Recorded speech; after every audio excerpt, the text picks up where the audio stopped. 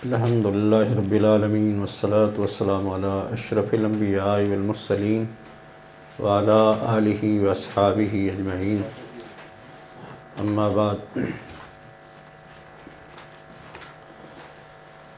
پچھلے دروس میں ہم اصول فقہ، قواعد فقہیہ اور ان کے درمیان جو فرق ہے، ایسے ہی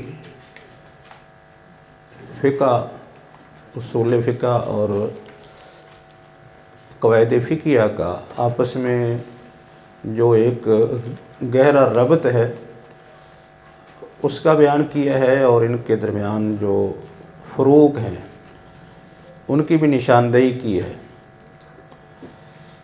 تو اس سلسلے میں اس موضوع کو آگے بڑھاتے ہوئے صرف پیچھے جو ہم نے پڑھا ہے اس کے ساتھ ایک ربط قائم کرنے کے لیے میں مختصر جو ہے وہ ان کو دہراتا ہوں کہ آپ نے یہ پڑھا تھا کہ اصول فقہ یہ بھی قواعد ہیں، اور یہ قواعد اصولی کہلاتے ہیں، جن سے ایسے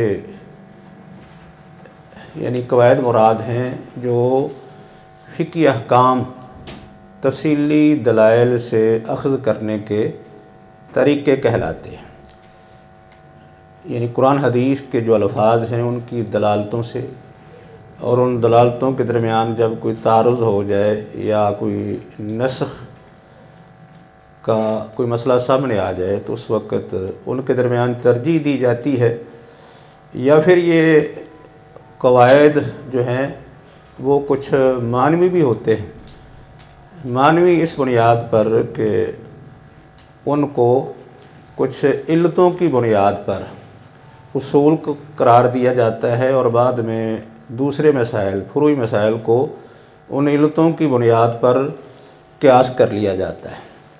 مطلب یہ ہے کہ یا تو الفاظ کی دلالتیں ہوتی ہیں یا ان کے درمیان تعارض کی صورت میں ان کو جمع کر دیا جاتا ہے، یا پھر یہ قواعد معنوی ہوتے ہیں۔ معنوی سے مراد کہ احکام سے علتوں کو ماخوذ کر کے ان کو بنایا جاتا ہے، جیسے کہ ہم قیاس کی اصطلاح استعمال کرتے ہیں۔ تو قیاس کی بنیاد کیا ہوتی ہے؟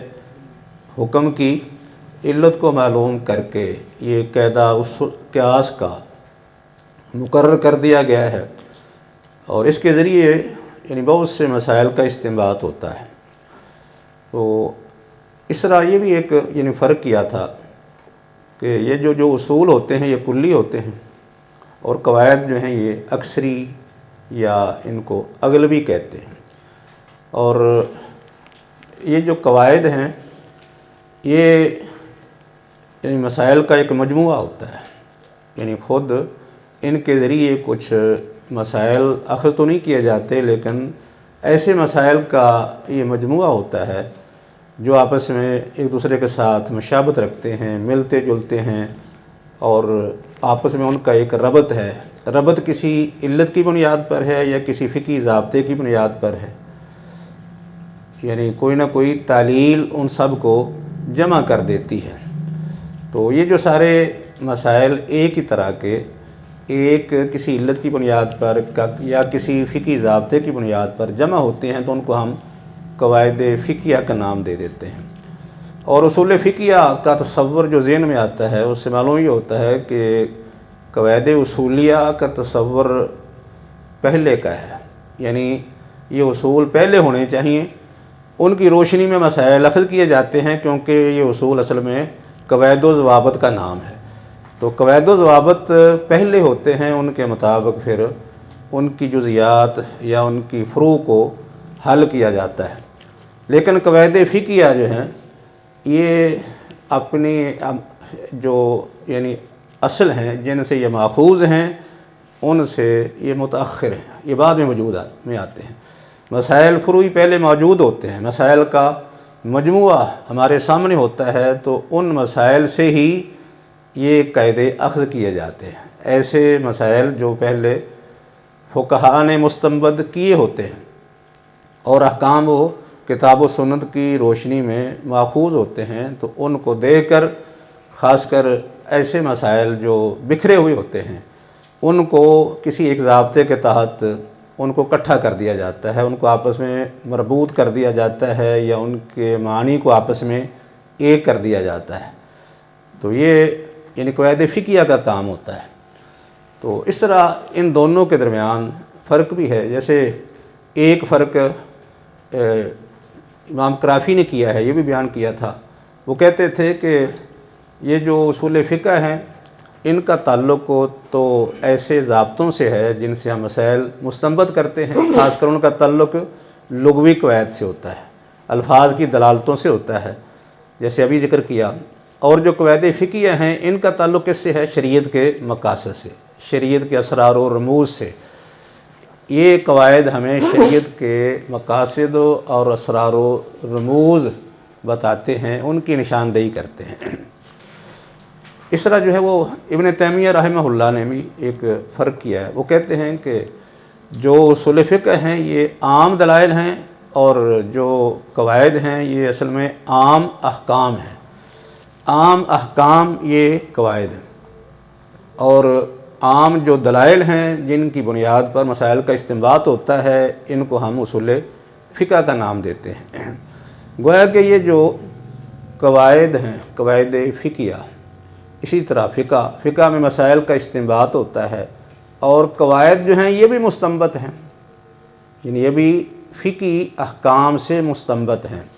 ایک فقیہ جب جزوی کوئی مسئلہ مستنبط کرتا ہے یا جزوی مسائل مستنبط کرتا ہے مختلف دلائل سے کہ یہ مسئلہ اس طرح ہے اور اس کی دلیل یہ ہے، یہ مسئلہ اس طرح ہے اور اس کی دلیل یہ ہے، ان کو ہم کیا نام دیتے ہیں؟ یہ ہم کہتے ہیں جزئی احکام۔ ان کا نام ہے جزئی احکام، مطلب فروعی احکام جنہوں کہتے ہیں۔ ان کو قاعدے نہیں کہا جاتا، لیکن جب انہی جزئی احکام کو کسی ایک ضابطے کے تحت اکٹھا کر دیا جائے، اور یہ اکٹھا کرنے والا کون ہوتا ہے؟ یہ بھی فقیہ ہوتا ہے۔ جب وہ مختلف جزیات کو کسی ایک ضابطے کے تحت اکٹھا کر دے تو اس کا نام کیا رکھ دیا جاتا ہے؟ قاعدہ فقہیہ۔ لیکن اگر وہ الگ الگ اسی طرح بکھرے ہوئے رہنے دے تو پھر یہ کیا ہوتے ہیں؟ فقہی احکام ہوتے ہیں۔ تو جب قاعدہ بن جاتا ہے تو پھر یہ ایک یعنی ایک مخصوص ایک اصول بن گیا، اور لیکن یہ مستنبط اصول ہے۔ اس کی بنیاد پر یعنی اس طرح تو احکام مستنبط نہیں ہوں گے جس طرح کے اصول فقہ کی بنیاد پر ہوتے ہیں، اگرچہ ان کی بنیاد پر بھی مسائل کا استنباط ہوتا ہے، لیکن یہ ایسے قاعدے ہیں کہ جن کے تحت کئی جزیات آ جاتی ہیں۔ جزئی احکام جو مختلف بکھرے ہوئے وہ ان کے تحت آ جاتے ہیں۔ جب ان کے تحت کئی جزئی احکام آ جائیں، جس کے تحت آ جائیں، تو وہ حکم جو عام ہے اس کو کہتے ہیں قاعدہ فقہیہ۔ لیکن اگر اسی طرح یہ احکام وہ جزئی بکھرے رہیں تو پھر یہ عام شرعی احکام کہلاتے ہیں، یہ فقہی احکام کہلاتے ہیں، انہیں قواعد کا نام نہیں دیا جاتا۔ لیکن یہ دونوں چیزیں، خواہ ان کو آپ قواعد فقہیہ کہیں یا احکام فقہیہ کہیں یا احکام جزیہ کہیں، ان سب کی بنیاد کیا ہوتی ہے؟ اصول فقہ۔ اصول فقہ کی بنیاد پر ان کا استنباط ہوتا ہے۔ عام جزئی احکام کا بھی اور قواعد فقہیہ کا بھی استنباط انہی کی بنیاد پر ہوگا۔ بہرحال یہ ایک مسئلہ جو پہلے ہو چکا ہے اس کو یعنی مزید جو ہے وہ تھوڑا سا واضح کرنے کی کوشش کی ہے۔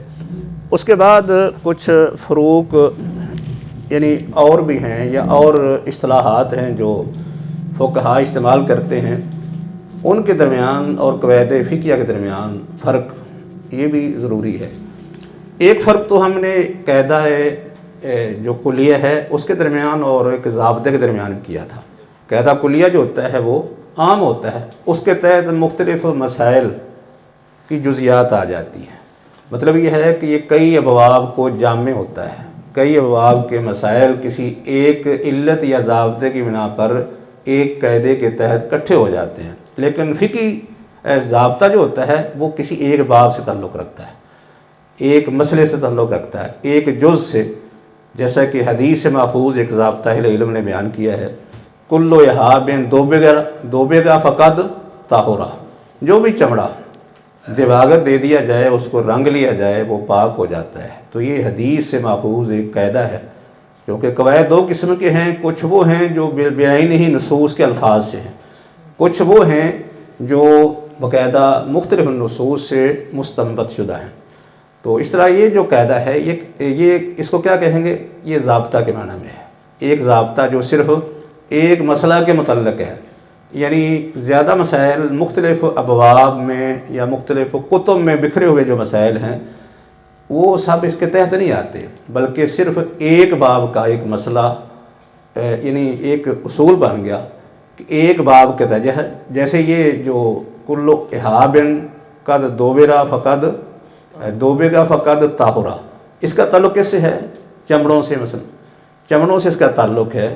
کسی قسم کا چمڑا اگر اس کو رنگ لیا جائے، دباغت دے لیا جائے تو پھر وہ پاک ہو جاتا ہے۔ مطلب یہ ہے کہ یہ ایک جزئی قاعدہ بن گیا جس کو ضابطہ کہہ دیا، باقی قواعد جو ہیں وہ بہت سے ابواب کو جمع کرنے والا ہوتا ہے، یعنی قاعدہ فقہیہ۔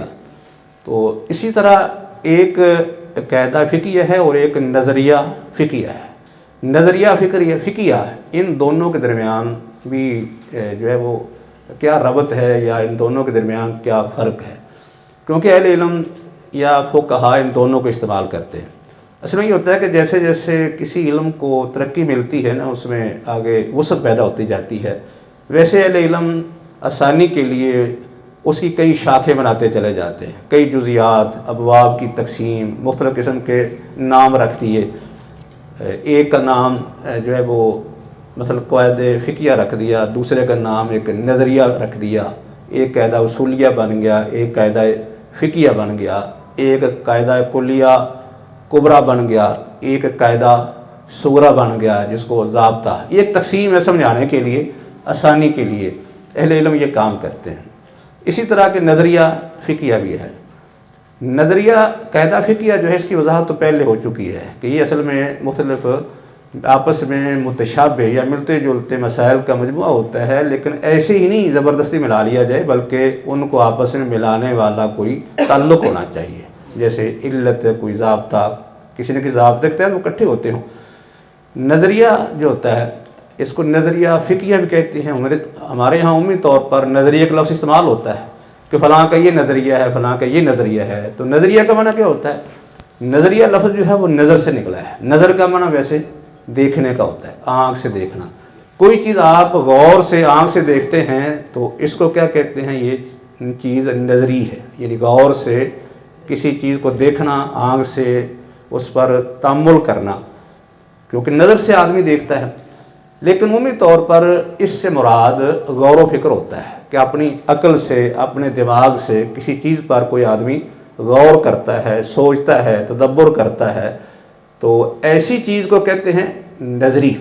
یہ ہمارے ہاں دو لفظ عام طور پر استعمال ہوتے ہیں، نظر و فکر۔ گویا کہ یہ نظر کس معنی میں ہے؟ فکر کے معنی میں۔ نظر کا معنی کسی آدمی کا اپنی عقل سے دیکھنا، اپنے دماغ سے دیکھنا، اب اس پر تدبر کر کے جو ہے وہ کوئی اپنی رائے قائم کرنا۔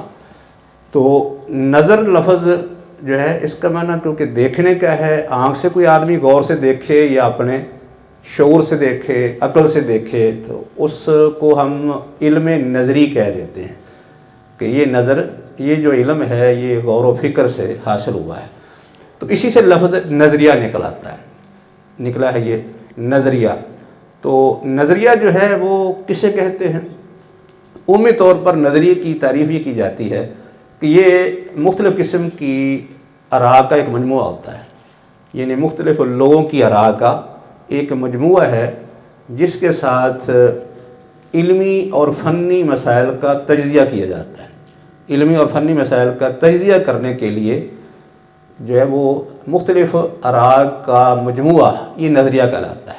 یعنی مختلف لوگ جو ہیں وہ کچھ آراء پیش کرتے ہیں، اپنی اپنی آراء دیتے ہیں، ان آراء کی بنیاد پر علمی اور فنی مسائل کا تجزیہ کیا جاتا ہے۔ یا یہ ہوتا ہے کہ یعنی کچھ لوگوں کے تصورات کا ایک ایسا مجموعہ جن کی بنیاد انسان کی عقل ہوتی ہے، اور اس میں مختلف چیزوں کے مقدمات سے کوئی آدمی نتائج نکالتا ہے، یعنی مختلف چیزوں کے مقدمات دیکھتا ہے کہ یہ چیز یہ اس طرح ہے، یہ اس طرح ہے، یہ اس طرح ہے، اس کا نتیجہ اس طرح نکلتا ہے۔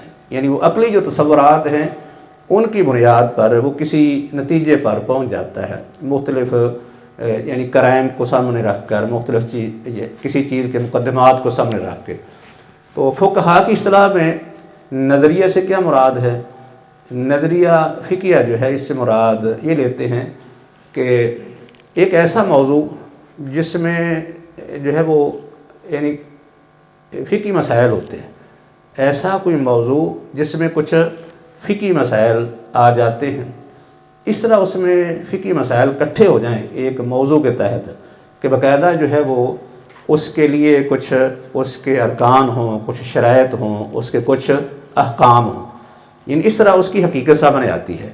مطلب یہ ہے کہ اس میں یا تو اس کو کہا گیا ہے کہ یہ مختلف ایک مسائل کا ایک مجموعہ ہوتا ہے، یا یہ ایک ایسا موضوع جس کے تحت کئی مسائل آتے ہیں، ایک موضوع جو کئی مسائل پر مشتمل ہوتا ہے، اور وہ اس انداز سے کہ اس کے کچھ ارکان ہیں، کچھ شرائط ہیں، کچھ احکام ہیں، اور ان میں سے ہر ایک کے درمیان ایک فقہی ربط ہے، ایک فقہی ربط چل رہا ہے، موضوع کی جو ہے وہ وحدت اس میں چل رہی ہے، ایک ہی موضوع ہے، اس موضوع کے تحت کئی مسائل آ رہے ہیں، تو ان مسائل کو اس طرح ڈسکس کیا جاتا ہے کہ اس کے کچھ ارکان متعین کیے جاتے ہیں، کچھ شرائط، اور اس پر کچھ احکام لگتے ہیں۔ یہ نظریات جو ہے وہ جو اس طریقے سے سامنے آتے ہیں، اور باقاعدہ اہل علم نے ان پر گفتگو کی ہے، کتابیں لکھی ہیں، جس طرح کہ ایک نظریۃ الملک ہے، نظریہ ملک۔ نظریہ ملک کا کیا مطلب ہوتا ہے؟ ملکیت کا نظریہ، انسان کی ملکیت کا شرعی لحاظ سے کیا تصور پایا جاتا ہے؟ کیا کوئی انسان جو ہے وہ کسی چیز کا مالک ہو سکتا ہے کہ نہیں؟ لوگوں کے اندر مختلف نظریات ہیں، مثال کے طور پر ایک اشتراکیت کا نظریہ ہے، ان کے ہاں نظریہ یہ پایا جاتا ہے کوئی بھی انسان انفرادی طور پر کسی چیز کو اپنی ملکیت میں نہیں لے سکتا۔ ایک دوسری طرف نظریہ جو ہے وہ سرمایہ دارانہ نظام کا ہے، کیپٹل نظام کا ایک نظریہ ہے، جس میں یہ ہے کہ ہر شخص کو اختیار ہے کہ وہ جس چیز کا چاہے مالک بن جائے، اور جس طریقے سے چاہے مالک بن جائے، جہاں چاہے اس کو وہ خرچ کرے، اس کو یعنی مکمل اور فل اختیار ہے، اس میں جائز اور ناجائز کا کوئی تصور نہیں ہوتا۔ یہ تصور بھی ہے جس طرح کہ یورپ کے اندر پایا جا رہا ہے، باقی جو ہے وہ اشتراکیت کا تصور یہ چائنا اور روس وغیرہ میں ہے، لیکن اسلام کے اندر جو ہے ملکیت کا اپنا ایک تصور ہے، اس میں ملکیت کی ساری آبھاس ہوتی ہے نا، کہ انسان جو ہے وہ کیا ملکیت رکھ سکتا ہے، ملکیت کے کیا اسباب ہیں، کیسے کوئی شخص کسی چیز کا مالک بنتا ہے، پھر اگر مالک بن جائے تو اس کی ذمہ داری کیا ہوتی ہے، جس کا مالک بنتا ہے اس چیز کو وہ کیسے آگے وہ صرف کر سکتا ہے یا اس کا استعمال کر سکتا ہے۔ تو یہ آگے کیا ہے، اس کی تفصیلات ہیں۔ یہ ایک باقاعدہ کہ نظریہ ہے، نظریہ ملکیت، اس پر کئی اہل علم نے کتابیں بھی لکھی ہیں، اردو میں موجود ہیں، جیسے مولانا مودودی رحمہ اللہ کی بھی کتاب ایک موجود ہے جس میں نظریہ ملکیت انہوں نے بیان کیا ہے، یہ تصور بیان کیا ہے کہ انسان یعنی چیزوں کا مالک ہو سکتا ہے۔ اصل ملکیت تو حقیقی اللہ کی ہے، لیکن بندے کو بھی اللہ نے ایک عارضی ملکیت دی ہے، اس میں اسے اختیار دیا ہے کسی چیز کے مالک بننے کا اور اس کو آگے خرچ کرنے کا۔ اسی طرح ایک نظریہ جو ہے وہ ایک اہلیت کا نظریہ ہے، انسان کے اندر اہلیت کون سی ہوتی ہے، کب پیدا ہوتی ہے، اور اہلیت کے کیا اسباب ہوتے ہیں، اور اہلیت کے کیا عوارض ہیں، کن عوارض کی وجہ سے انسان کی اہلیت ختم ہو جاتی ہے۔ یہ باقاعدہ ایک بحث ہے، ایک نظریہ ہے۔ اسی طرح نظریۃ الاثبات ہے، ایک نظریۃ الاثبات میں یہ ہوتا ہے کہ جس طرح کہ ہمارے ہاں ایک عدالتی نظام ہے، تو شرعی طور پر ہمیں اس کی پوری رہنمائی ملتی ہے کہ ہم کسی مسئلہ کے اندر اپنا کیس جو ہے وہ کیسے ثابت کر سکتے ہیں۔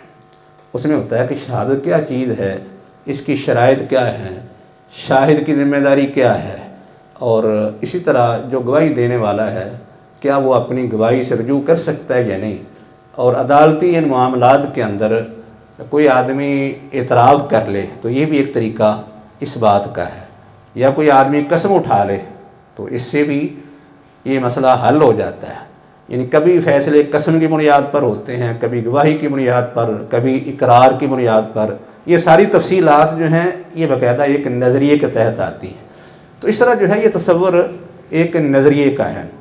تو یہ نظریہ فقیہ یعنی ایک موضوع ہے جس کے اندر کئی مسائل آتے ہیں، باقاعدہ اس کی شرائط، ارکان، احکام ہوتے ہیں، لیکن سب کا آپس میں ایک گہرا تعلق ہوتا ہے اور موضوع بھی ایک رہتا ہے. لیکن قاعدہ فقیہ اس سے مختلف ہے. قاعدہ فقیہ آپ سمجھ لیں ایسے ہے جیسے پہلے ہم نے تعریف کی ہے نا کہ ایک ضابطہ ہوتا ہے اور ایک قاعدہ فقیہ ہوتا ہے. ضابطہ ایک وسیع ہے، بڑا ہے، اور قاعدہ اس کا ایک حصہ ہے. گویا کہ جو ضابطہ ہے نا وہ ایک مخصوص قاعدہ ہے اور قاعدہ فقیہ یہ ایک عام قاعدہ ہے. اسی طرح یہ جو قاعدہ فقیہ ہے اس کا تعلق نظریہ فقیہ سے بین اس طرح بنتا ہے. گویا کہ نظریہ فقیہ ایک وسیع موضوع ہوتا ہے، اس کا ایک مخصوص حصہ جو ہے اس کو ہم قاعدہ فقیہ کہہ لیتے ہیں. یعنی ایک مخصوص حصے کا نام قاعدہ فقیہ دے دیا جاتا ہے. گویا کہ جو ایک نظریہ ہے یا نظریہ فقیہ ہے اسی کا ایک حصہ قاعدہ فقیہ ہے.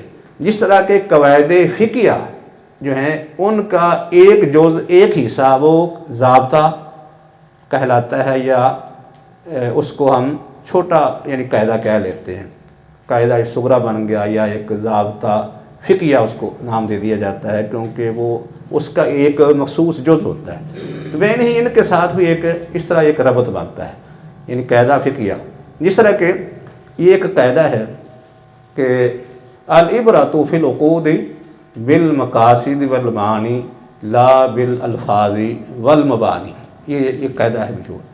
یعنی العبرۃ فی العقود، یہ عقد کی جمع، عقد یعنی عقد کا معنی جو ہے باقاعدہ ایک معاہدے کا ہے نا. یہ جو ہم آپس میں لین دین کرتے ہیں یہ کیا ہوتے ہیں؟ یہ عقود ہوتے ہیں، معاہدے ہوتے ہیں. ایک معاہدہ وہ ہے جو ہم دوسری پارٹی سے کرتے ہیں، دوسرے فریق سے کرتے ہیں، خاندان سے کرتے ہیں، اور یہ معاہدے جو ہیں وہ بعض دفعہ ممالک کے درمیان بھی طے پاتے ہیں. تو اسی طرح یہ بھی ایک معاہدہ ہوتا ہے کہ دو آدمی آپس میں لین دین کرتے ہیں، خرید و فروخت کرتے ہیں، تو اس میں ایک معاہدہ طے ہوتا ہے نا کہ ہم دونوں کیسے مل کے چلیں گے. تو یہ بھی ایک عقد ہے. تو اصل یعنی عقد جو ہے یہ لفظ عام ہے، ہر قسم کے عقد کو شامل ہے. اس لیے قرآن نے اس کے بارے میں باقاعدہ ایک حکم دیا ہے، اپنے عقود کو تم پورا کرو، نبھاؤ، وفاداری کرو، بے وفائی نہ کرو. تو یہ جو عقد ہے اس کے بارے میں یہ قاعدہ ہے، یا عقود کے بارے میں، کہ العبرۃ فی العقود بالمقاصد والمعانی لا بالالفاظ والمبانی. یہ قاعدہ، اس قاعدے کا مطلب کیا بنتا ہے؟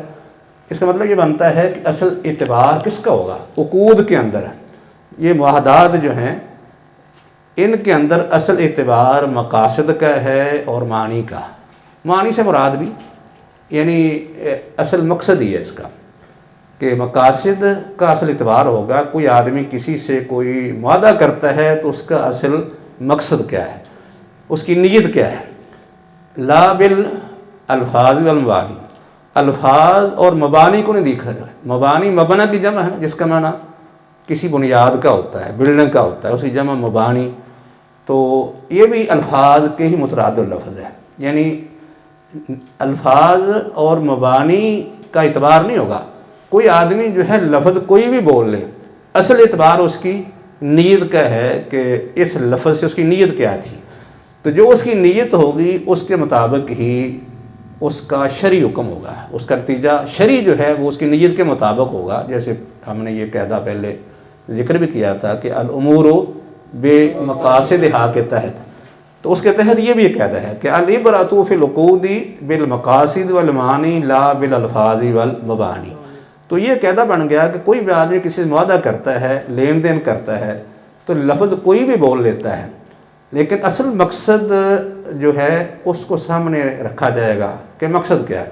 ایک آدمی کسی دکان پہ جاتا ہے، اس سے چیز خریدتا ہے، تو نام صرف اس کو کہتا ہے کہ یہ چیز جی دے دو مجھے، یا مثلا بعض دفعہ لوگ اس طرح کہتے ہیں کہ یہ چیز مجھے ہبہ کر دو، لیکن اس کے بعد پیسے بھی دے دیتے ہیں. اب اس نے پیسے دے دیے، چیز لے لی، لفظ کیا بولا؟ ہبہ کا. تو لفظ ہبہ کا بول رہا ہے لیکن اس کا مقصد کیا ہے؟ خریدنا ہے. خرید و فروخت مقصد ہے نا، تو اس لیے اعتبار تو اس کے مقصد کا ہوگا، مقاصد کا ہوگا، الفاظ کا نہیں کہ لفظ کو دیکھا جائے کہا جائے کہ کیونکہ اس نے لفظ ہبا کا بولا تھا اس لیے اس کا حکم ہبا کا ہوگا، ہبا کا نہیں، بلکہ مقصد یہ ہے کہ وہ باقاعدہ اس کو خرید رہا ہے۔ اس لیے جس عقد کے اندر اس کی جو نیت ہوگی اسی کا اعتبار ہوگا، اسی کا وہ شرعی طور پر پابند ہے، اگر نہیں پابند ہوتا تو پھر اللہ کے ہاں وہ مجرم ہے۔ یہ قاعدہ ہے۔ تو یہ قاعدہ کس ضمن میں ہم نے بیان کیا ہے؟ یہ نظریہ کے ضمن میں۔ نظریہ کیا ہے؟ کہ باقاعدہ ایک عقد کا نظریہ ہے۔ نظریہ کے اندر ایک جو ہے وہ لمبی بحث ہے، کئی قسم کے مسائل ہیں کہ عقود کے بارے میں اسلام کا نظریہ کیا ہے، اس کے لیے کچھ ارکان، شرائط، اس کے احکام ہوں گے، تو اس کا ایک حصہ کیا ہے؟ یہ العبرۃ فی العقود بالمقاصد والمبانی لا بالالفاظ والمبانی۔ یہ مثلا ایک حصہ ہے، گویا کہ نظریہ اس کے اندر وسعت عموم پایا جاتا ہے، موضوع جو ہے وہ وسیع ہوتا ہے، اس کا ایک مخصوص حصہ وہ کیا ہے؟ وہ قاعدہ ہے۔ تو گویا کہ قاعدہ جو ہے وہ ایسے ہے جیسے ضابطہ ہوتا ہے، یعنی قاعدہ کبریٰ کے مقابلے میں جیسے ضابطہ ہے، بالکل اسی طرح ہی قاعدہ فقیہ جو ہے وہ نظریہ فقیہ کے ساتھ نسبت کے اعتبار سے ہے۔ تو بہرحال یہ دونوں میں جو ہے وہ ایک فرق ہے، یعنی ان دونوں میں نظریہ فقیہ اور قاعدہ فقیہ۔ کچھ لوگوں نے دونوں کو ایک ہی کہہ لیا، وہ کہتے ہیں کہ نظریہ فقیہ دوسرے الفاظ میں وہ کیا ہے؟ قاعدہ فقیہ، دونوں میں کوئی فرق نہیں ہے۔ لیکن جو محققین ہیں انہوں نے ان کے درمیان بہرحال فرق کیا، وہ کہتے ہیں کہ نظریہ اور یہ دونوں میں فرق ہوتا ہے۔ اب جو ہے وہ اسی طرح کچھ اور الفاظ عمومی طور پر جو اس کے متعلق استعمال ہوتے ہیں ان کی وضاحت بھی ضروری ہے۔ یہ ہم نے پہلے بھی ذکر کیا تھا شروع میں کہ اصل جو یہ قواعد فقہیہ ہیں ان کی ایک بنیاد کیا ہے؟ اشباہ والنظائر۔ اشباہ والنظائر جیسے اور بھی کچھ دلائل ذکر کیے تھے کہ ان قواعد کے اصل دلائل کیا ہیں، کہاں سے یہ ماخوذ ہیں۔ اس میں خصوصی طور پر حضرت عمر رضی اللہ تعالیٰ عنہ کا قول یہ پیش کیا تھا کہ جب انہوں نے حضرت ابو موسیٰ اشعری کو جو ان کی طرف سے امیر یا گورنر تھے ان کو انہیں لکھا تھا، اس میں یہ لکھا تھا کہ حدیث ذرا لمبی ہے کہ آپ نے جو ہے وہ اپنی سمجھ سے کام لینا ہے، آپ کے پاس ایسی مسائل آئیں گے جو آپ کے دل میں خلجان پیدا کریں گے، یعنی اضطراب پیدا ہو جائے گا، اس میں آپ کو تردد ہوگا کہ آپ نے حل کیسے کرنے ہیں، اس لیے کہ ان کا صریح حل آپ کو کتاب و سنت سے نہیں ملے گا۔ اس کے بعد آپ نے کیا کرنا ہے؟ اس کے بعد آپ نے یعنی حضرت عمر بن خطاب نے یہ فرمایا کہ اعرف الامثال والاشباہ ثم قس الامور علی ذالک، کہ پہلے یعنی اگر ایسا کوئی مسئلہ پیش آ جائے کہ جو قرآن و سنت میں کوئی صراحت کے ساتھ حل نہ ہو رہا ہو، تیرے لیے پریشانی کا سبب بنے، تو اس پریشانی کو کس طرح دور کرنا ہے، کیسے مسئلے کو حل کرنا ہے کہ تو نے امثال کو دیکھنا ہے، اشباہ کو دیکھنا ہے، پھر جو پیش آنے والا مسئلہ ہے اس کو اس پر قیاس کر کے اس کا حل نکالنا ہے۔ اور حضرت عمر رضی اللہ تعالیٰ عنہ نے اس کے آخر میں اور الفاظ بھی فرمائے، وہ یہ تھا کہ آخر مد آمدہ یا مد سم اے مد الی حبہا الی اللہ و اشباہا بالحق فیما ترا۔ یہ الفاظ حضرت عمر رضی اللہ تعالیٰ عنہ کے اس کے بعد ہیں، یعنی وَامِدْ إِلَىٰ حَبِّهَا إِلَى اللَّهِ، اس کے بعد تو نے کس پر اعتماد کرنا ہے؟ اس پر جو اللہ کی طرف زیادہ محبوب ہے، وَأَشْبَهِهَا، اور جو زیادہ مشابہت رکھتا ہے کس سے؟ بالحق کی، حق کے ساتھ، فیما ترا، تیری نظر میں جو حق کے ساتھ زیادہ مشابہت رکھتا ہے اس کو اختیار کرنا ہے، یا اللہ کی طرف زیادہ محبوب ہے اس پر اعتماد کرنا ہے۔ یہ حضرت عمر نے یہ الفاظ فرمائے۔ اب جو ہے وہ ایک بات یہ ہے کہ یہ لفظ جو اشباہ والنظائر باقاعدہ استعمال کیا گیا، بہت سے علماء نے ان پر کتابیں لکھ دیں، جیسا کہ ہم نے کچھ کتابوں کا ذکر بھی کیا کہ امام جو ہے وہ ابن نجیم کی کتاب اشباہ والنظائر، اس طرح امام سیوطی کی کتاب الاشباہ والنظائر، ابن وکیل شافعی کی کتاب الاشباہ والنظائر، اس طرح اور بھی یعنی بہت سے علماء نے اشباہ والنظائر کے نام سے کتابیں لکھی، اور کچھ اہل علم نے فروق کے نام سے کتابیں لکھ دیں۔ فروق جس طرح کہ امام قرافی نے فروق کے نام سے کتاب لکھی باقاعدہ۔ تو اس میں یہ جو الفاظ استعمال کیے گئے ہیں اشباہ و نظائر، ان کا کیا معنی ہے؟ لغوی اعتبار سے دیکھا جائے تو اشباہ یہ کس کی جمع ہے؟ شبہن و شابہن کی جمع ہے، شبہن و شابہن، جس کا مطلب ہوتا ہے کہ کسی کے مشابہ ہونا، کسی کے مثل ہونا، یہ اس کا لغوی اعتبار سے معنی ہے۔ اور نظیر جو لفظ ہے یہ کہاں سے نکلا ہے؟ نظیر، نظیر کا لفظ بھی اصل تو نظر سے ہے نا، نظر سے، یعنی مطلب یہ ہے کہ ایک چیز دوسری کے ساتھ اس طرح ملتی ہے، یعنی نظیر کا معنی ہے کہ ایک چیز کا دوسری کے مثل ہونا یا اس کے مساوی ہونا، اس طرح مساوی ہو کہ نظر پڑے تو وہ چیز اسی طرح کی لگے۔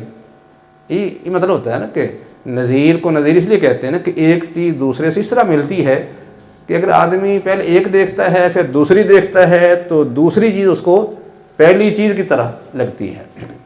ہاں بھی نیند آ رہی ہے، ایسے موسم میں تو نیند نہیں آتی۔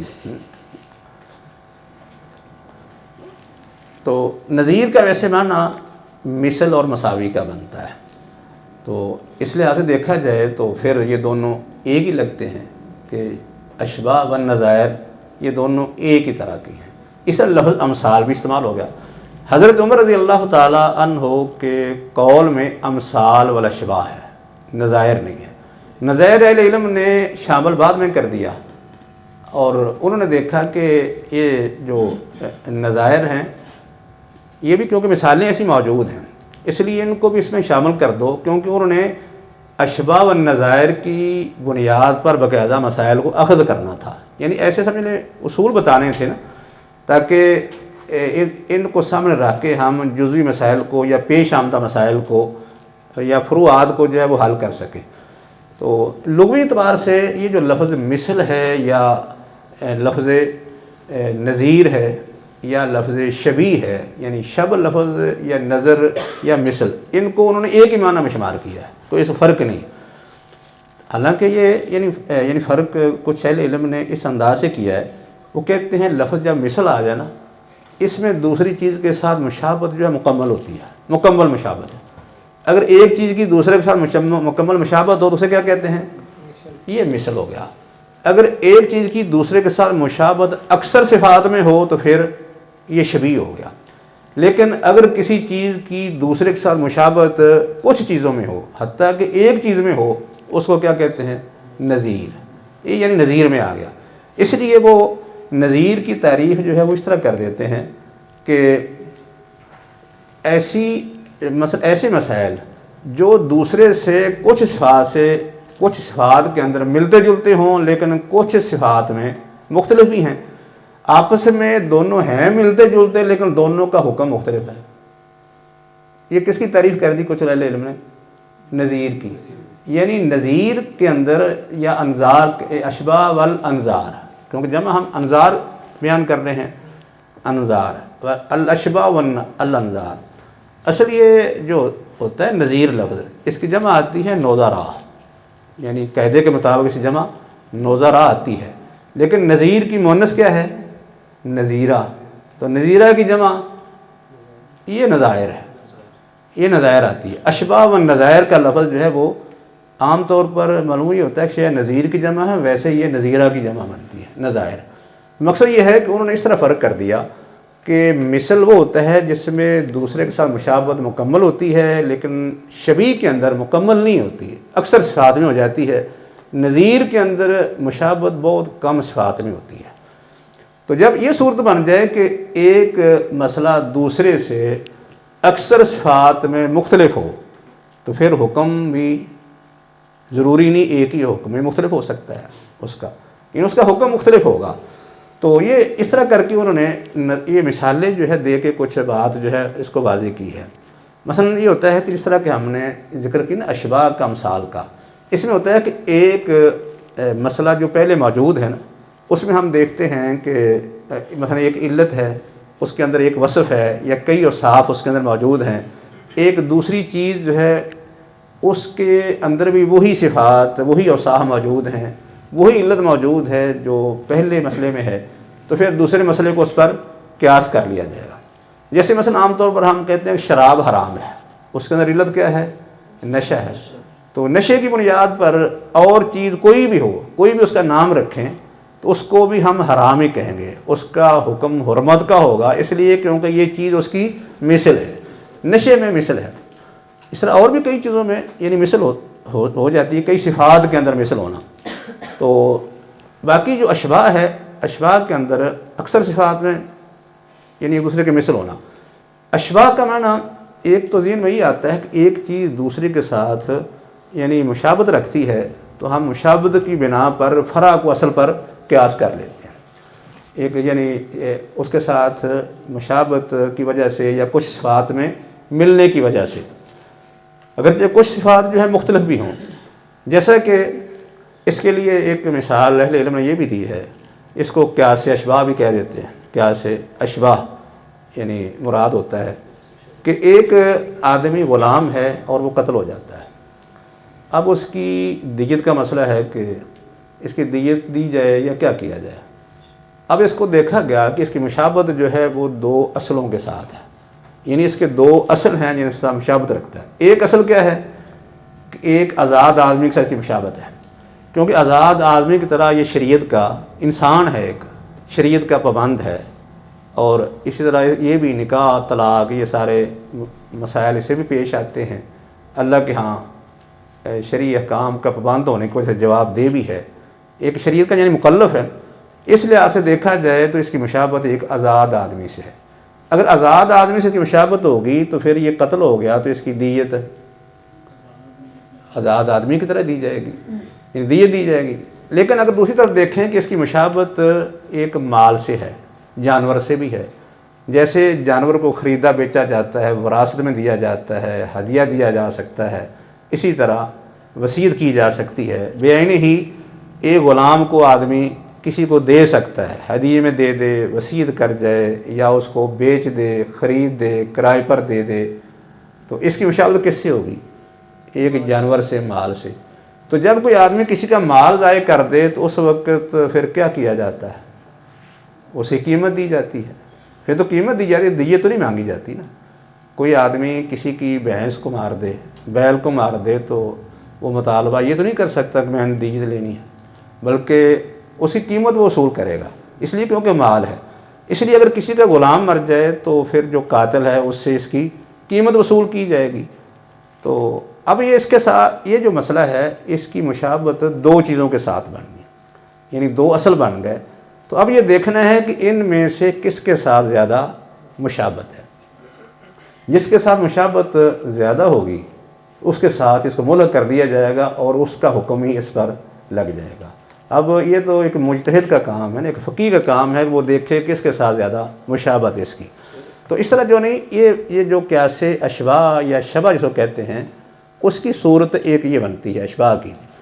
تو یعنی اس میں دونوں میں فرق کہ دو چیزوں میں سے زیادہ مشابہت کس کے ساتھ ہے۔ یہ پہلی بات میں نے یہ ذکر کی تھی کہ اس میں یہ دیکھا جاتا ہے کہ ایک چیز دوسری کے ساتھ، ایک ہی اصل کے ساتھ، کوئی بھی اصل ہو، اس کے ساتھ اس کی مشابہت ہے تو پھر ہم اس کا حکم وہی لگا دیں گے جو پہلے ایک ہمارے پاس اصل چیز موجود ہے جس کا حکم واضح طریقے سے نص میں آ گیا ہے، اس کے ساتھ مشابہت ہونے کی وجہ سے اس کا حکم لگ جائے گا۔ جس طرح کہ عام طور پر قیاس میں ہوتا ہے، قیاس میں یہی ہوتا ہے نا کہ ہم کہ ایک نئی بات کو یا نئے مسئلے کو، کوئی نئے واقعہ یا حادثے کو دیکھتے ہیں کہ اس سے ملتا جلتا کوئی پہلے موجود ہے، اگر وہ کوئی موجود ہے تو اس کی علت ہم اگر دیکھیں کہ اس کے اندر بھی ہے تو پھر اس کا حکم وہی لگا دیا جاتا ہے۔ تو یہ بھی ایک امثال اور اشباہ کی یہ ایک مثال ہے، یہ اشباہ و نظائر کہ پہلے ایک مسئلے کے ساتھ اس کی کیا ہوئی؟ مشابہت ہوگی کسی وصف میں، علت میں، اس لیے اس کا حکم اس پر لگ گیا۔ یعنی اس کی سمجھے دو تعریفیں ہی ہوگی۔ ایک تعریف تو یہ ہوگی کہ آپ ایک ہی کسی اصل پر اس کو قیاس کر لیں کسی مشابہت کی بنیاد پر، لیکن مشابہت سے مراد یہ نہیں کہ دور سے بات دیکھنے میں ایک طرح چیز لگتی ہے، یہ نہیں، اس کے اوصاف صفات دیکھی جائیں گی، صفات کی بنیاد پر ہم فرع کو اصل پر قیاس کریں گے۔ دوسرا یہ تھا کہ دو اصلوں میں سے کس کے ساتھ زیادہ مشابہت ہے۔ اس کا مطلب یہ ہے کہ اس میں فرق بھی ہے، دونوں میں فرق ہے نا، صفات میں فرق ہے، کچھ صفات اس کی مال والی ہیں اور کچھ صفات ایک انسان والی ہیں۔ تو اب کس کے ساتھ اس کو ہم تشبیہ دیں گے۔ تو یہ مسئلہ کیونکہ اہل علم کے درمیان اختلافی تھا، کسی نے یہ کہا کہ اشباہ کے اندر کسی وہ مسائل آتے ہیں جو ایک کسی اصل کے ساتھ مشابہت رکھتے ہیں، تو ان کو پھر ہم ان پر قیاس کر کے ان کا حکم اخذ کر لیں گے۔ تو بعض نے کہا کہ اس سے مراد یہ ہے کہ ایسا کوئی مسئلہ جس کی مشابہت دو اصلوں سے ہوتی ہے، اس میں یہ دیکھنا ہے کہ مشابہت زیادہ کس سے ہے۔ اب یہ جو بات بعد میں کی گئی ہے نا، یہ ابھی جو بیان کی ہے دو اصلوں کے ساتھ مشابہت، یہ انہوں نے حضرت عمر رضی اللہ تعالیٰ عنہ کے قول سے نکالی ہے۔ وہ اس طرح کہ حضرت عمر رضی اللہ تعالیٰ عنہ نے فرمایا تھا کہ اعرف الامثال والاشباہ ثم قس الامور علی ذالک۔ اس میں حضرت عمر نے یہ مسئلہ بیان کیا کہ سب سے پہلے اگر کوئی مسئلہ کسی کو پیش آتا ہے تو وہ کیا کرے، وہ قرآن حدیث میں کسی اصل کو دیکھے۔ کون سی اصل؟ جو پیش آنے والے مسئلہ سے ملتی جلتی ہے، اس کی اصل دیکھے، یعنی ملتا جلتا مسئلہ کوئی دیکھے تو پھر اگر اس کو وہ مسئلہ ملتا ہے نا تو پھر وہ دیکھے کہ ان دونوں میں آپس میں مشابہت کیا ہے، یعنی کس چیز میں مشابہت ہے، کس وصف میں مشابہت ہے، علت میں مشابہت ہے یا کہ نہیں۔ اگر علت میں یا کسی وصف میں مشابہت ہوتی ہے تو پھر وہ فروعی مسئلہ ہے اس کو وہ اس اصل پر قیاس کر لے گا۔ یعنی حضرت عمر کے اس فرمان سے یہ نکلتا ہے کہ آپ نے فرمایا تھا کہ امثال اور اشباہ کو پہلے معلوم کرو، پھر جو بعد میں جو مسائل پیش آتے ہیں ان کو ان پر قیاس کر لو۔ لیکن جو دوسرا پہلو ہے کہ ایک چیز جو ہے اس کی مشابہت کئی چیزوں کے ساتھ ہے، یعنی اس کے اصل دو بن جاتے ہیں، زیادہ بن جاتے ہیں، اس میں محنت یہ کرنی ہے کہ ان میں سے زیادہ مشابہت کس سے ہے۔ یہ بھی حضرت عمر رضی اللہ تعالیٰ عنہ کے اسی قول سے نکل رہا ہے۔ وہ کیسے؟ حضرت عمر رضی اللہ تعالیٰ نے بعد فرمایا کہ ثم اعمد الی احبھا الی اللہ، پھر تو نے اعتماد کس پر کرنا ہے؟ اس پر جو اللہ کو زیادہ محبوب ہے۔ اس کا مطلب یہ ہے کہ اللہ کو زیادہ محبوب ہے، مطلب ہے کہ جو مسئلہ سامنے آ گیا ہے اس کی مشابہت ایک سے زائد چیزوں سے ہے، زائد اصلوں سے ہے۔ اب اس نے کیا کرنا ہے؟ یہ دیکھنا ہے کہ ان میں سے مشابہت کس کے ساتھ زیادہ ہے۔ خاص کر اگلا جملہ وضاحت کر رہے ہیں نا کہ اعمد الی احبھا الی اللہ، یہ دیکھنا اللہ کو زیادہ محبوب کون سی چیز ہے۔ تو اللہ کو زیادہ محبوب جب بات ہوئی اس کا مطلب ہے کہ چیزیں زیادہ ہیں، ایک سے زیادہ ہیں، تو ان میں سے یہ دیکھنا ہے کہ زیادہ یعنی کتاب و سنت کے قریب، جس طرح ہم کہتے ہیں نا کہ ہمارے سامنے بعض دفعہ کئی آراء آ جاتی ہیں، کئی اقوال آ جاتے ہیں، تو ان کا ہم تجزیہ کرتے ہیں کہ ایک مسئلہ میں یہ اقوال ہیں، فلاں نے اس مسئلہ میں یہ کہا ہے، فلاں نے یہ کہا ہے، اور فلاں نے اس کو فلاں پر قیاس کیا ہے، فلاں نے فلاں پر قیاس کیا ہے، تو اب کتاب و سنت کی روشنی میں بات زیادہ صحیح کون سی ہے؟ تو پھر اس وقت ہم دلائل کی روشنی میں جو زیادہ صحیح ہوتا ہے نا اس پر قیاس کر لیتے ہیں۔ تو یہی اللہ کو زیادہ جو محبوب ہے اس کی طرف ایک جانے کا ایک طریقہ ہے۔ دوسرا یہ ہے کہ اشباہ بالحق کی فی ما ترا، تیرے علم میں جو حق سے زیادہ مشابہت رکھتا ہے۔ تو حق سے زیادہ مشابہت کا لفظ کس وقت استعمال کیا جاتا ہے؟ اس وقت تک جب سامنے کئی چیزیں ہوں، کئی مسائل ہوں، اور ان میں سے ہر ایک کے ساتھ کچھ نہ کچھ مشابہت بنتی ہو، پھر یہ دیکھنا ہے کہ زیادہ مشابہت کس سے ہے۔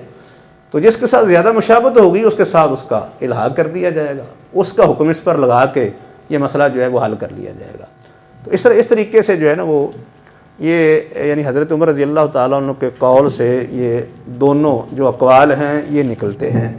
اس معلوم ہوتا ہے کہ اگر کسی آدمی کے سامنے کوئی مسئلہ پیش آتا ہے تو وہ قرآن و حدیث میں کسی اصل کو دیکھے، ایک ہی اصل ہے تو پھر تو وہ کیا ہوگا، وہ مثل ہے یا وہ شبیہ ہے، تو اس کو پہچانے۔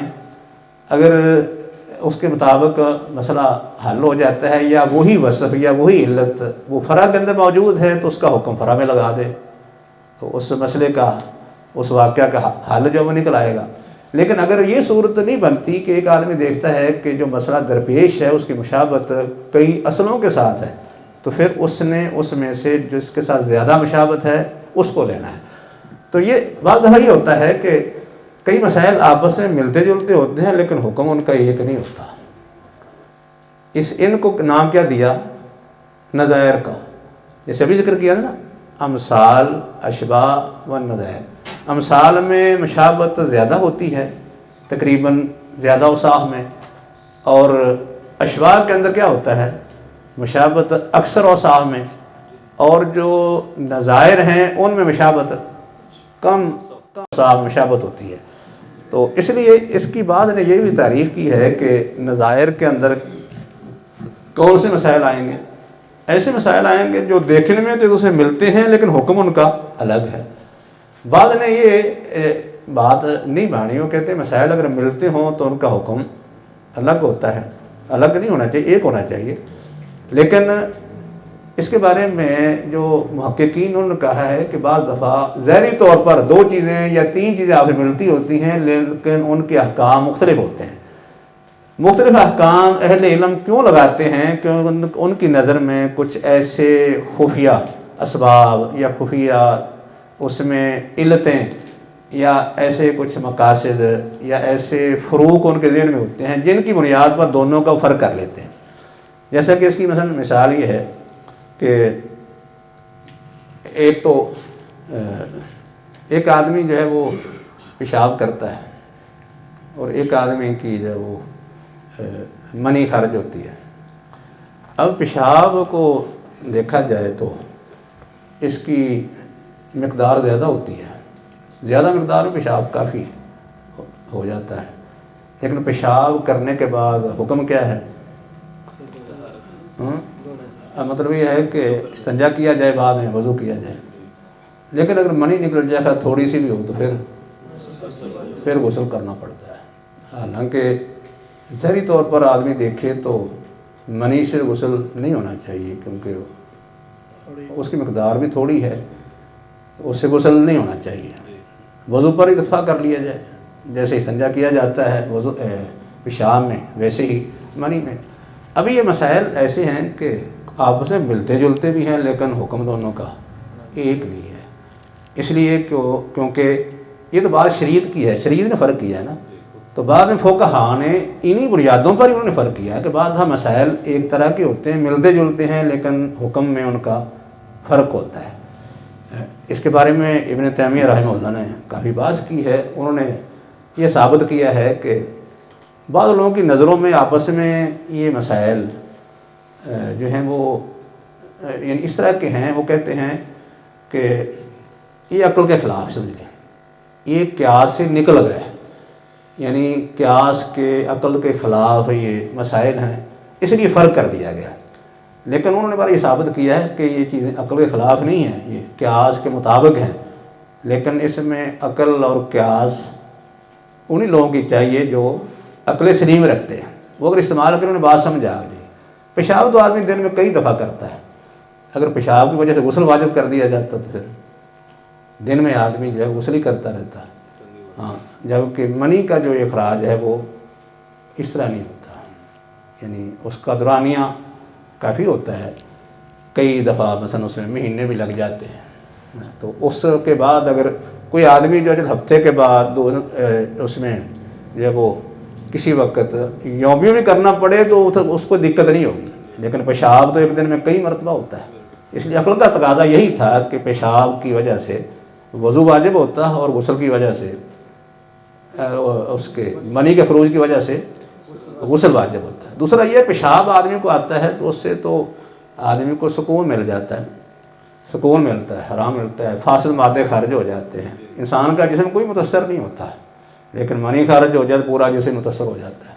جب تک غسل نہ کیا جائے انسان اپنی اصلی حالت پر نہیں آتا، یعنی اس کی سستی، کہلی، خون کی جو گردش ہے وہ روٹین کی نہیں بنتی۔ اس لیے عقل سلیم کا تقاضا یہ تھا کہ حکم ایسا ہی ہوتا۔ ایسی مثال کے طور پر ہم جو ہے وہ پانی جب دیکھتے ہیں نا، صاف پانی میں اگر مٹی گر جاتی ہے، مٹی کی وجہ سے اس کا رنگ تبدیل ہو جائے تو اس پانی پر حکم کیا لگاتے ہیں؟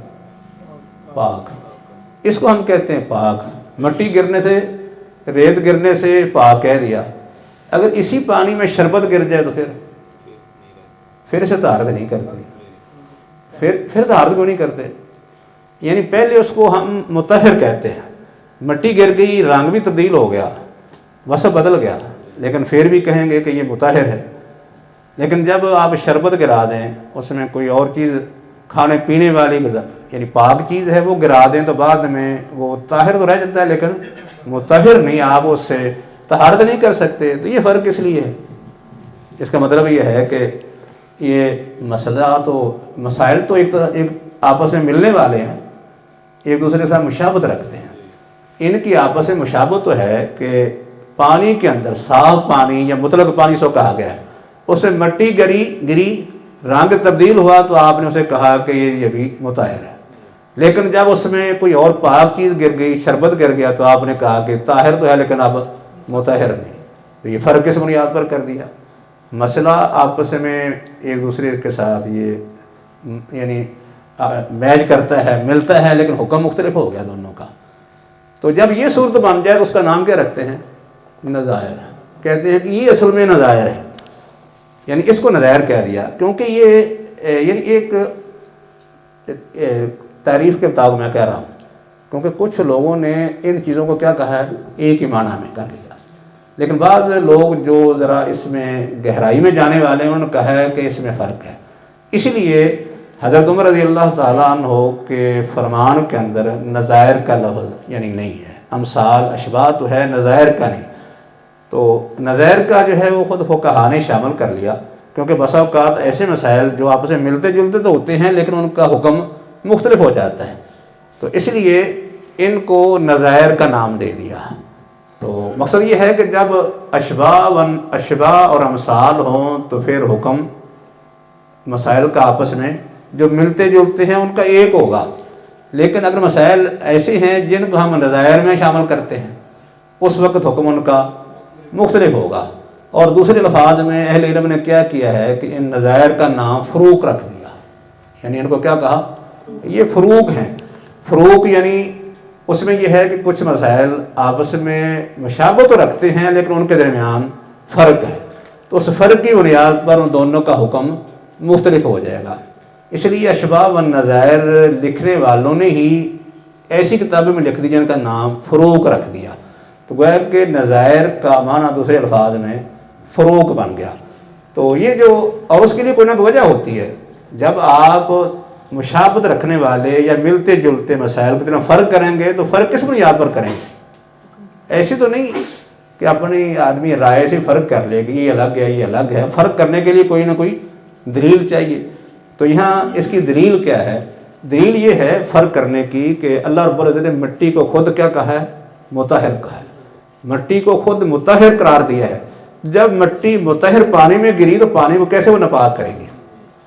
جبکہ دوسری چیزیں جو اس میں گر جائیں جن کی وجہ سے وہ پانی مطہر نہیں رہا انہیں مطہر قرار نہیں دیا۔ یعنی یہ تو نہیں کہا کہ اگر پانی مطلق نہ ملے تو آپ شربت سے وضو کر لیں یا نبی سے کر لیں، یہ کہا ہے کہ پانی نہ ملے تو آپ مٹی سے کر لیں۔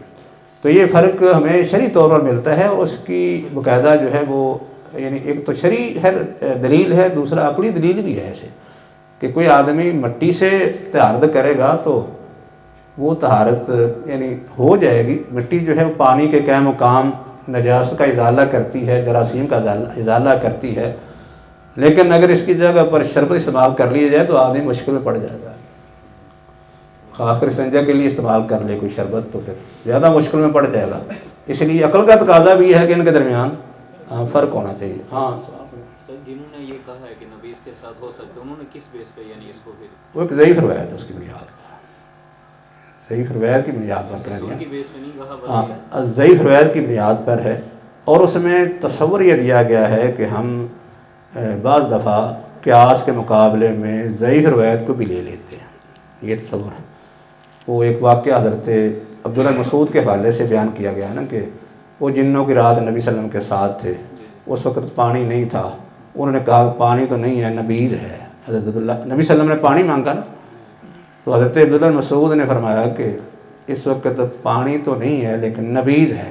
آپ فرمایا کہ نبیذ بھی کھجوریں ہیں، پانی ہے، چلو یہ لے آؤ اسی سے وضو کر لیتے ہیں، اس لیے نبیذ سے وضو کرنا جائز ہوا، لیکن ضعیف روایت ہے پر اس لیے کہ عبداللہ بن مسعود رضی اللہ تعالیٰ عنہ کا ایک فرمان یہ بھی ہے کہ جنوں کی رات میں نبی صلی اللہ علیہ وسلم کے ساتھ نہیں تھا، یہ بھی حدیث آتی ہے۔ سر، یہ تو نظیر کا مسئلہ ہو گیا کہ نظیر کے مسائل کے اندر ہم حکم مختلف لگاتے ہیں۔ اگر معاملہ ہو یعنی بالکل ہی مشابہت کا مکمل مشابہت ہو، پھر وہ قیاس اولا ہوگا؟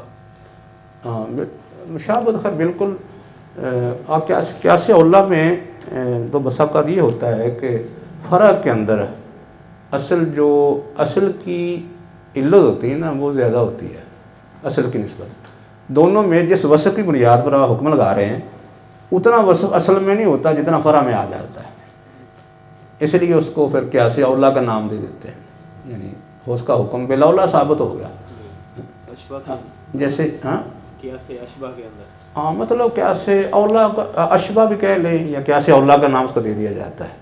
اور ایسا ہوتا ہے کسی وقت اصل کی نسبت فرع کے اندر علت اور زیادہ کبھی ہو جاتی ہے کسی وقت.